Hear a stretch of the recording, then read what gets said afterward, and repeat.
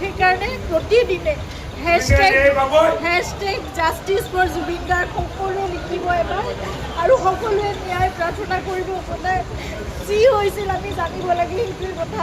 আজিলৈকে জনা নাই কি হ'ল, 22টা দিন পাৰ হ'ল, আজিলৈকে আমি নাজানো কি ঘটনা ঘটি গ'ল।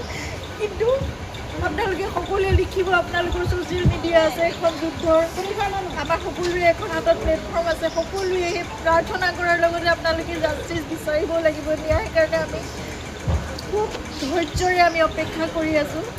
কিন্তু সেই ন্যায় আমি পাব লাগিব, সেইকাৰণে সেই যুঁজখনত আমি সদায় ব্ৰতী হৈ থাকিব লাগিব। আপোনালোকক প্ৰাৰ্থনা জনাইছোঁ, hashtag justice for Zubeen Garg সদায় লিখিব, আপোনালোকে সদায় লিখিব, সদায় দাবী কৰিব, সদায় অনুৰোধ কৰিব, সদায় প্ৰাৰ্থনা কৰিব। কিন্তু আমি কোনো অশান্তি বিচৰা নাই, শান্তিপূৰ্ণভাৱে যাতে ন্যায় ব্যৱস্থা আমাক সেইখিনি ন্যায় দিয়ে, সেয়াই প্ৰাৰ্থনা কৰিছোঁ।